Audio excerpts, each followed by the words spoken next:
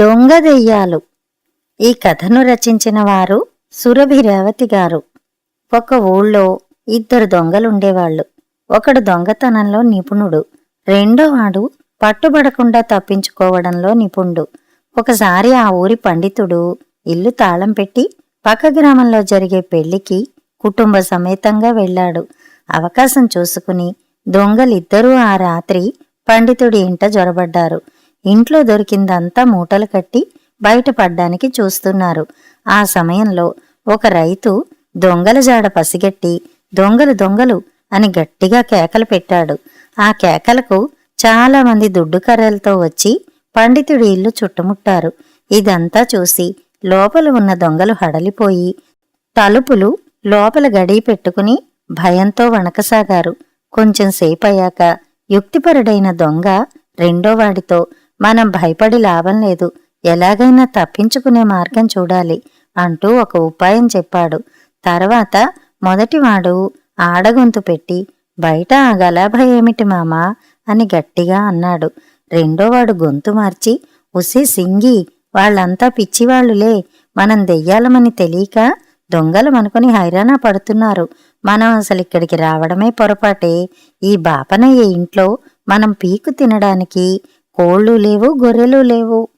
మళ్ళీ తెల్లవారుతుందేమో. చప్పున పెద్దరెడ్డి గారింటికి పోదాం పదా, అక్కడ బోలెడన్ని గొర్రెలుంటాయి.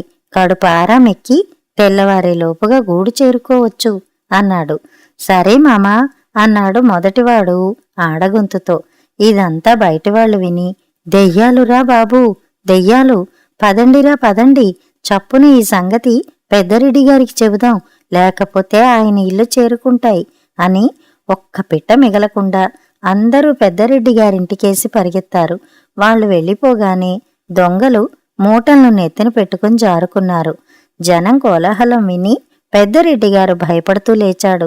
బాబోయ్, కొంప మునిగింది, దెయ్యాలు పండితుడి ఇంటికి వచ్చి అక్కడ్నించి మీ ఇంటికి వచ్చాయి అంటూ జరిగిందంతా చెప్పారు జనం. ఒకరు ఇద్దరూ కాదు, అందరూ ఒకే మాట చెప్పడం చేత పెద్దరెడ్డి బెదిరిపోయి గొర్రెల దొడ్డికి బలశాలను కాపలా పెట్టించాడు. భూతమాంత్రికులను పిలిపించాడు. భూత వైద్యులు మంత్రాలు చదువుతూ వేపమండలు, చేటలు, చీపురు కట్టలు ప్రయోగించారు.